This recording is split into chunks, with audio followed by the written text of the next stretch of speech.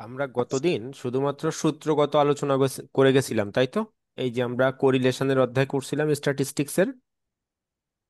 জি ভাইয়া। আচ্ছা, আপনাদেরকে বলছিলাম যে আপনারা একটু সুন্দর করে আমরা যেভাবে সূত্রটা লিখে দেওয়া আছে একটু খাতায় লিখতে। দেখেন, যদি আপনাদের কাছে সূত্র সামনে থাকে, আমরা বলছিলাম আমাদের যে কোরিলেশন করতে হবে, দুই ভাবে কোরিলেশনটাকে নির্ণয় করতে হয়। একটা হচ্ছে কোএফিসিয়েন্ট অফ কোরিলেশন, আর একটা র্যাঙ্ক কোরিলেশন। তার মানে আপনাকে র্যাঙ্ক কোরিলেশন করতে বললেই আপনাকে ওই র্যাঙ্ক কোরিলেশন করতে হবে। আর নর্মালি যদি শুধুমাত্র কোরিলেশন বলুক, শুধুমাত্র আপনাকে কোএফিসিয়েন্ট অফ কোরিলেশন বলুক, আপনাকে এই কোরিলেশনের যে আর একটা সূত্র ছিল, অর্থাৎ যে বড় সূত্রটা, এই যে আমরা কোরিলেশনের সূত্র শিখছিলাম মূলত কি, একটা র্যাঙ্ক কোরিলেশন আর একটা কোরিলেশনের শুধুমাত্র কোএফিসিয়েন্ট অফ, এটা ছিল র্যাঙ্ক। আর আমাদের শুধুমাত্র কোএফিসিয়েন্ট অফ কোরিলেশন যেটা, বা কোরিলেশন নর্মালি যদি আমাদের করতে হয়, তাহলে সেই সূত্র হচ্ছে এটা কোএফিসিয়েন্ট অফ কোরিলেশন। দেখেন, এই কোএফিসিয়েন্ট অফ কোরিলেশন যদি আমরা করতে চাই, আমাদের এই শর্তটা প্রয়োজন হয়। আমাদের একটা অঙ্ক আছে, দেখেন এখানে দেওয়া প্রথম যে অঙ্কটা দেওয়া আছে, 1 নম্বর অঙ্ক। কি বলছে আমাদের অঙ্কটাতে? দেখেন, 1 নম্বর যে অঙ্কটা আছে, অঙ্কটা বলছে আমাদের কাছে ওখানে সুন্দরভাবে একটা অঙ্ক দেওয়া আছে, বেশ কয়েকটা লাইনে। বলছে কি, প্রফিট দেওয়া আছে 1 নম্বরে, সেলস দেওয়া আছে, প্রফিট দেওয়া আছে ইন লাখ, অর্থাৎ এটা লাখ টাকায় দেওয়া আছে, যেগুলো আছে সব লাখ, 20 লাখ, 30 লাখ, 45 লাখ, 10 লাখ, 25 লাখ, 41 লাখ, 5, 10, 15, 8, 13, 19 লাখ। তাহলে এই সব কিছুই আমাকে লাখে কনভার্ট করা আছে। সেটাকে আমার শর্ট ফর্ম 20, 30, 45, 10 এভাবে দেওয়া আছে। এখন দেখেন, বলছে compute the correlation between the two variables, অর্থাৎ আমাদের কম্পিউট কোরিলেশন নির্ণয় করতে বলছে বিটুইন দুইটার মধ্যে টু ভেরিয়েবলস। তার মানে টু ভেরিয়েবলস কি, একটা সেলস আর একটা প্রফিট। তাহলে আমার এখানে কি কোথাও র্যাঙ্ক লেখা আছে? আমরা কি র্যাঙ্ক কোরিলেশন করতে যাচ্ছি? না।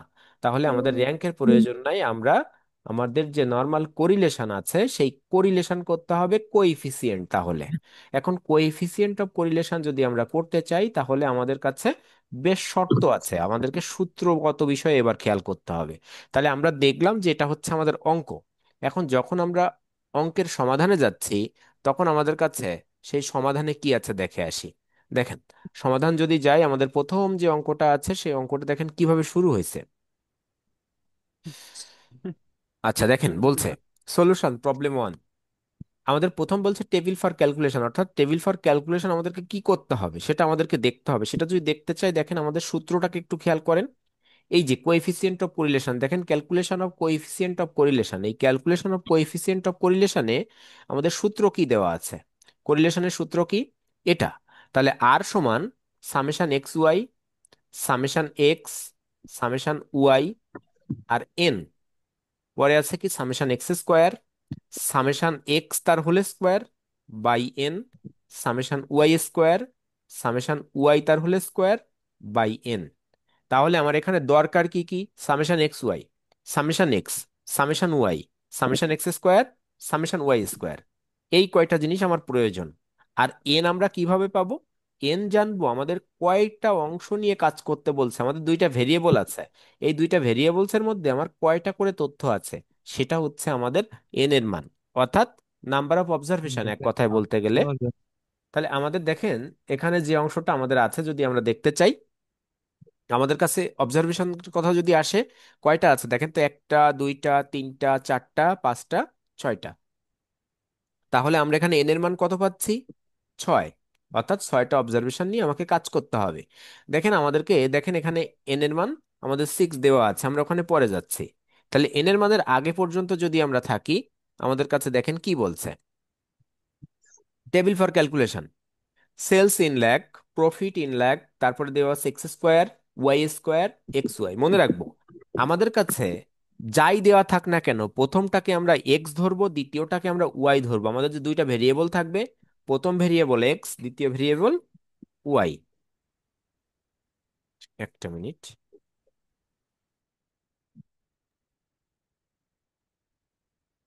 অচিন্ত, হ্যাঁ।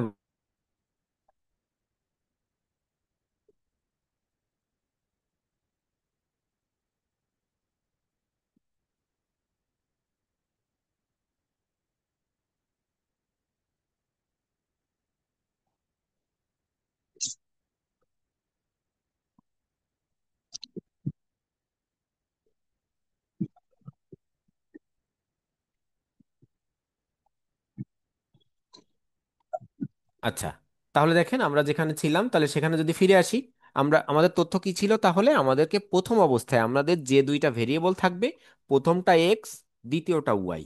দেখেন প্রথমটা এক্স যদি আমি ধরি, দ্বিতীয়টা যদি ওয়াই ধরি, তাহলে আমরা নর্মালি এক্স স্কোয়ার করতে পারবো, ওয়াই স্কোয়ার করতে পারবো, এক্স ওয়াই করতে পারবো।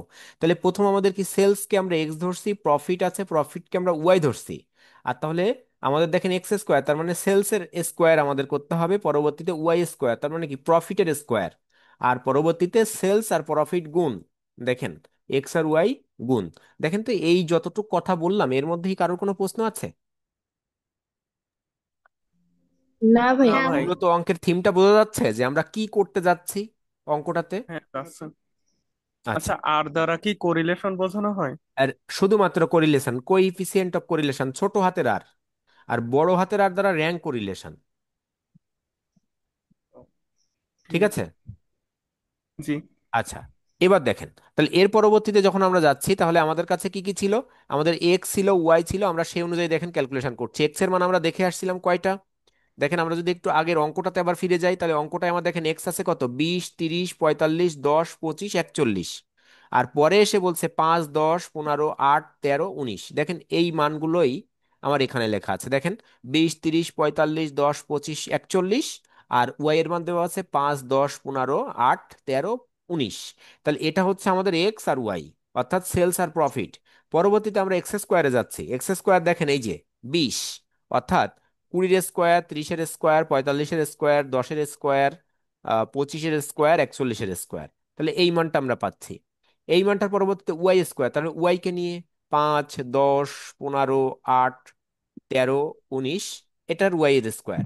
পরবর্তীতে এক্স ওয়াই, তাহলে এক্স ওয়াই কি, এই এক্স আর এই ওয়াই প্রত্যেকটা অংশ দেখেন গুণ করে আমাদের কাছে 5, 20, 100, এভাবে প্রত্যেকটা অংশ দেওয়া আছে। আমাদের মান দরকার ছিল কি, summation x, summation Y, summation x square, summation Y square, আর সামেশন এক্স ওয়াই। দেখেন তো, আমরা এই সামেশন এক্স এখান থেকে পেয়ে যাচ্ছি এখানে, সামেশন ওয়াই আমরা এখান থেকে পেয়ে যাচ্ছি, সামেশন এক্স স্কোয়ার আমরা এখান থেকে পেয়ে যাচ্ছি, সামেশন ওয়াই স্কোয়ার এখানে, আর সামেশন এক্স ওয়াই এখানে। বলেন কারোর কোনো প্রশ্ন আছে কিনা? না না ভাই, ভাইয়া। প্রশ্ন নাই। আচ্ছা, তাহলে দেখেন অঙ্কটা কিন্তু তুলনামূলক সহজ। অঙ্কটা তুলনামূলকভাবে সহজ, দেখেন সূত্র মনে রাখতে পারলে স্ট্যাটিস্টিক্যাল অঙ্কের অনেক সহজ। দেখেন এখন আমরা যখন আসছি coefficient, calculation of coefficient of correlation, দেখেন উই নো আর সমান summation x y minus summation x into summation y by n, root over summation x square minus summation x তার whole square by n, second bracket close এবং start ছিল, পরবর্তীতে আবার second bracket start close আছে, ভিতরে আছে summation Y square minus summation Y তার whole square by N. আমরা দেখেন প্রত্যেকটা মান এখানে বসাইলাম, আমরা এখানে যে মান পাইছিলাম দেখেন তাই বসানো আছে। সামেশন এক্স ওয়াই ছিল কত, বা 2259।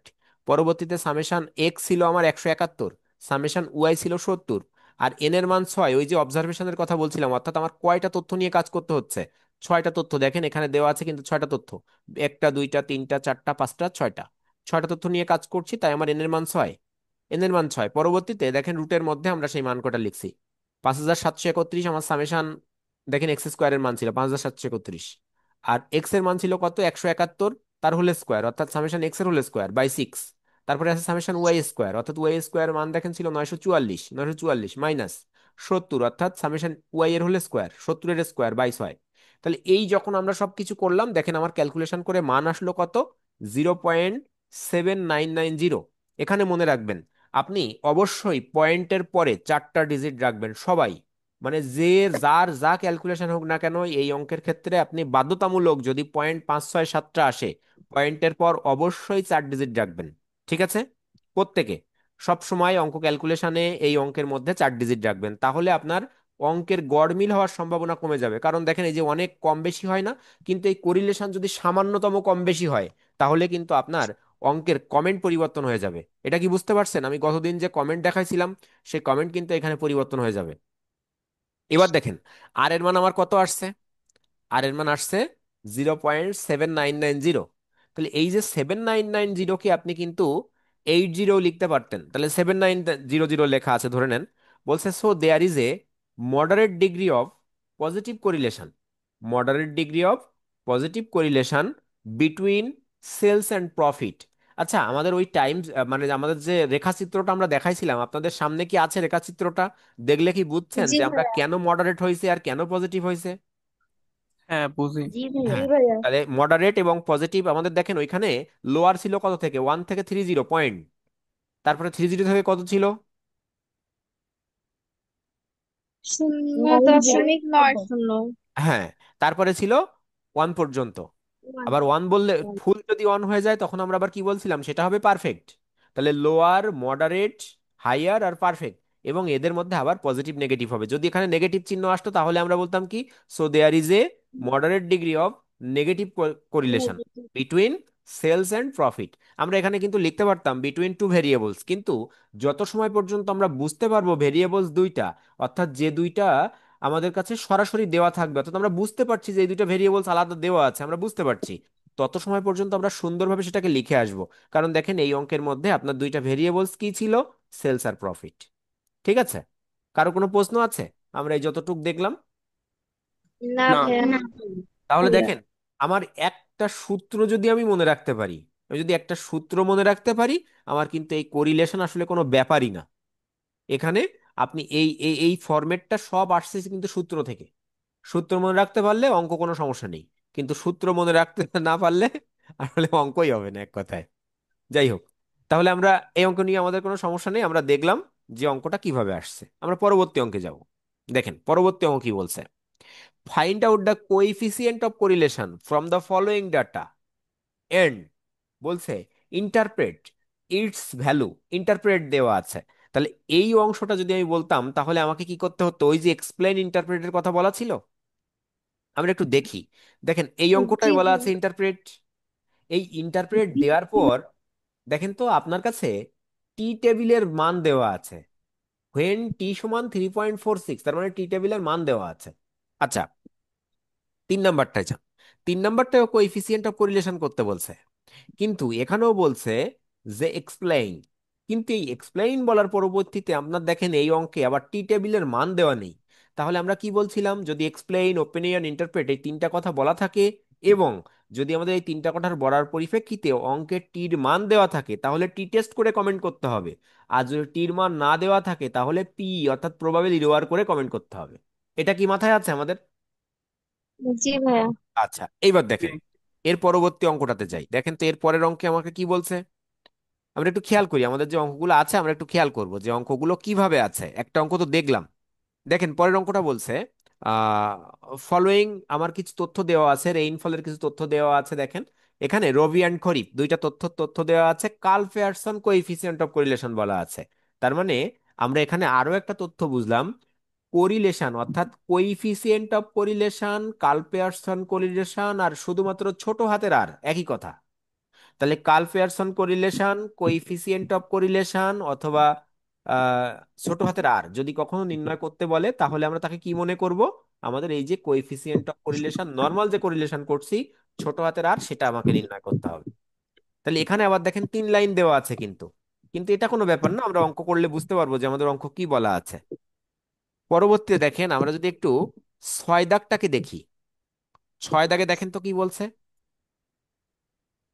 6 দাগে বলছে দেখেন compute the rank coefficient of correlation. তাহলে এখানে র্যাঙ্ক বলা আছে আমার অঙ্কের মধ্যে। জি। জি ভাইয়া। র্যাঙ্ক বলা থাকে, কিন্তু আমরা আর এইভাবে তখন আর করতে পারবো না, আমাদের তখন ওই বড় হাতের আর করতে হবে। অর্থাৎ আমাদের যে সূত্র আছে ওই সূত্র আবার 2 প্রকার, ওটা দেখে আমাকে করতে হবে। তাহলে আমাদের এখন দেখেন আরো একটা তথ্য যদি আমরা দেখতে চাই, 5 নাম্বার অঙ্কটা দেখেন তো কি বলছে। Find the coefficient of correlation between age and age and percentage playing habits of the following student and comment. তার মানে বলতে চাচ্ছে কি, আপনাকে এখানে কোরিলেশন নির্ণয় করতে হবে এজ আর প্লেয়িং হ্যাবিটের যে পার্সেন্টেজ, অর্থাৎ কত বয়স এবং তাদের যে প্লেয়িং হ্যাবিট আছে, অর্থাৎ কতজন কি ধরনের খেলা খেলতে পছন্দ করছে, এ ধরনের তথ্যের উপরে ভিত্তি করে, এজের উপরে ভিত্তি করে তাদের খেলার যে আহ, পছন্দটা বা অভ্যাসটা, সেটার উপরে আপনাকে এখানে কাজ করতে বলছে। ফ্রম দ্য ফলোয়িং স্টুডেন্টস কিছু তথ্য দেওয়া আছে। দেখেন এখানে যদি বলি, আমার এজ দেওয়া আছে কত, 15, 16, 17, 18, 19, 20। নাম্বার অফ স্টুডেন্টস, অর্থাৎ নাম্বার অফ স্টুডেন্ট আমার কাছে আছে 250, 200, 150, 120, 100 এবং 80। পরবর্তী রেগুলার প্লেয়ার, তার মানে স্টুডেন্ট আছে আমার কাছে 250, কিন্তু তার মধ্যে খেলছে কতজন? 200 জন। তারপরে কি করছে, আমার 200 জন স্টুডেন্ট আছে, সেখানে খেলা করছে 150 জন। পরবর্তীতে 150 জন স্টুডেন্ট আছে, খেলছে 90 জন। 120 জন প্লেয়ার আছে, 48 জন খেলছে। 100 জন প্লেয়ার আছে, 30 জন খেলছে। 80 জন স্টুডেন্ট আছে, 12 জন খেলছে। তাহলে এই যে অংশটা আছে, বলেন তো এটা আমার কি অন্য কোনো ধরনের এক্সপ্লেইন, ওপিনিয়ন, ইন্টারপ্রেট এই ধরনের কোনো তথ্য দেওয়া আছে এই 5 দাগের অঙ্কে? না। না না। ভাইয়া। তাহলে এটা আমার কি, আবার র্যাঙ্ক করিলেশনও করতে বলেনি। তাহলে আমার কালফেয়ারসেনও বলি নাই, আমার শুধুমাত্র কোইফিসিয়েন্ট অফ করিলেশন বলছে। তার মানে কালফেয়ারসন করিলেশন যা, কোইফিসিয়েন্ট করিলেশন তাই। তাহলে আমাকে এটা নর্মাল করিলেশন করতে হবে। কিন্তু আমরা আগের অঙ্কটায় দেখে আসছিলাম 2 লাইন, আর এখানে আছে 3 লাইন। দেখেন, তাহলে আমরা 5 দাগের অঙ্কটা দেখব।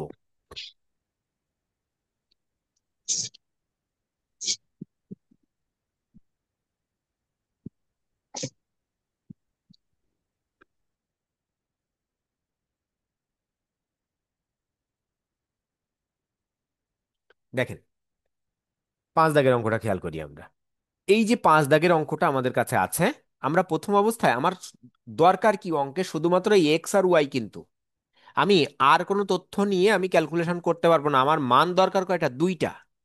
এই অঙ্কে আমার বলে দিছিল, আমরা আবার একটু অঙ্কে যাই। অঙ্কে কি বলছিল? অঙ্কে বলছে আমাকে find the coefficient of correlation between age আর playing habit, percentage of playing habit. তার মানে পার্সেন্টেজ, তার মানে 250 জনের মধ্যে খেলছে 200 জন, 200 জনের মধ্যে খেলছে 150 জন, 150-এর মধ্যে 90 জন, 120-এর মধ্যে 48 জন, 100 জনে 30 জন, 80 জনে 12 জন। তার মানে এদের একটা পার্সেন্টেজ আমার ওয়াই, আর এই যে এজ, এই এজ হচ্ছে আমার একটা ভেরিয়েবল। তার মানে একটা ভেরিয়েবল আমার এজ, আর একটা ভেরিয়েবল কি, প্লেইং হ্যাবিট। তার মানে এই দুইটার একটা ভাগফলের পার্সেন্টেজ। এইটা কি বুঝতে পারছেন? ক্লিয়ার সবাই এইটুকু? হ্যাঁ, ক্লিয়ার। আচ্ছা, তাহলে আমরা এবার অঙ্কে যাই। দেখেন, দেখেন অঙ্কটা যদি আমরা এখন দেখি, এখানে কি বলছে। দেখেন, আমার এজ দেওয়া আছে, টেবিল ফর ক্যালকুলেশন। এজ দেওয়া আছে এক্স, নাম্বার অফ স্টুডেন্টস দেওয়া আছে, আমি কিন্তু নাম্বার অফ স্টুডেন্টসকে ওয়াই ধরি নাই। রেগুলার প্লেয়ার্স দেওয়া আছে, তার মানে এই নাম্বার অফ স্টুডেন্ট আর রেগুলার প্লেয়ার এদেরকে যদি আমরা ভাগ করি, অর্থাৎ প্লেইং হ্যাবিট যদি আমি বের করতে চাই পার্সেন্টেজে, তাহলে আমার কতজন খেলছে কতজনের মধ্যে। তাহলে দেখেন, এটাকে যদি আপনি ক্যালকুলেশন করতেন, দেখেন সূত্র লেখা আছে, পার্সেন্টেজ অফ প্লেইং হ্যাবিট সূত্র কি, ওয়াই সমান regular players by number of students into 100। তার মানে এখানে 250, সরি 200 ভাগ 250 ভাগ কত, এই গুণ 100। তাহলে 200, আমাদের কাছে এখানে যদি আমরা রেগুলার প্লেয়ার্স আছে আমার 200 জন, সেখানে আমি নাম্বার অফ স্টুডেন্টস 250 দিয়ে ভাগ করব। ভাগ করে তাকে যদি আমি 100 দিয়ে গুণ করি, দেখেন আমাদের 80 আসে। ঠিক একইভাবে তাহলে এই আমার সূত্র লেখা আছে, সূত্রের বেসিসে তাহলে 150 ভাগ 200 ইন্টু 100 75, 90 ভাগ 150 ইন্টু 100 60, 48 ভাগ 120 ইন্টু 100 40, 30 ভাগ 100 গুণ 100 30, 12 ভাগ 80 গুণ 100 15। এই পর্যন্ত কি বোঝা গেল না? আমরা এক্স আর ওয়াই পেয়ে গেছি। হ্যাঁ, বুঝতে পারছি। এক্স আর জি ওয়াই আমরা ভাইয়া। পেয়ে গেছি, তার মানে আমার এটা এক্স, এটা ওয়াই। এক্স আর ওয়াই যখন আমি পেয়ে গেছি, আমার কিন্তু আর কোনো কষ্ট নাই, মানে আমি আর কোনো কিছু আমার প্রয়োজন নাই। দেখেন, X square, Y square, X Y আমি বের করতে পারছি, আমার কোনো টেনশন নাই।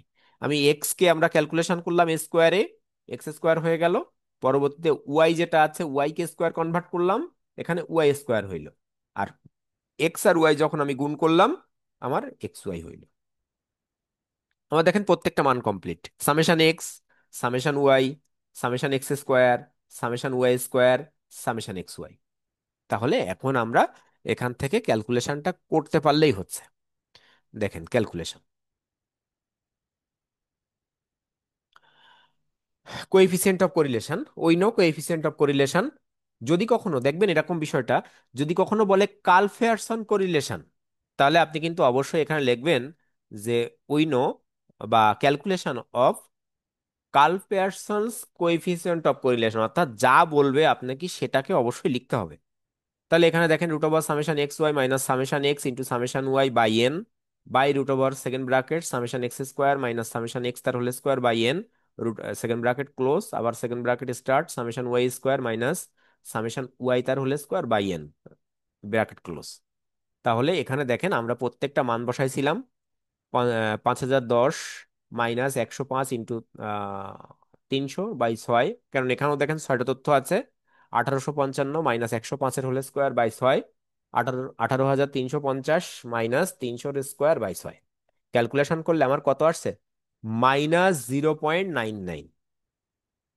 তাহলে এই যে 0.99 আসছে, তাহলে 0.99 আমার যখন আসছে তখন আমরা কি লিখছি? কমেন্ট হেয়ার আর সমান -0.99। So there is a higher degree of a negative correlation between age and percentage playing habit. ঠিক আছে?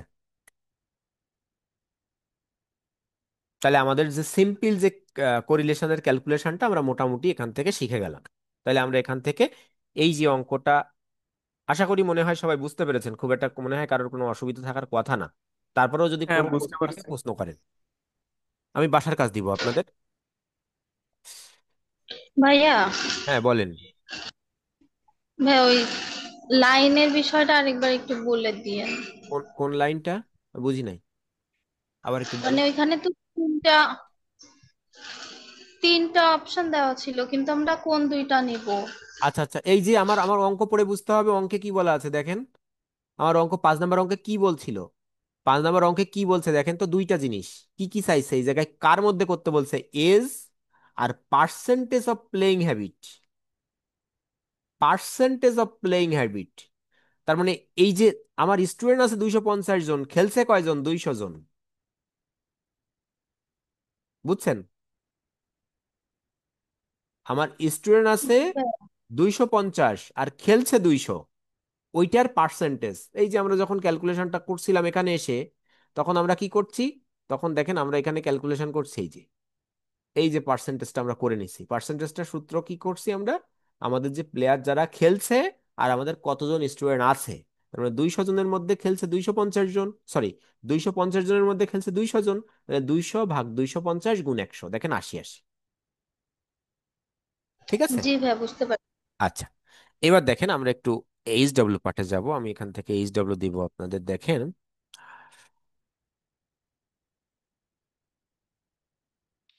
সাপোজ দেখেন তো 1 নম্বর অঙ্কটা কি বলছে।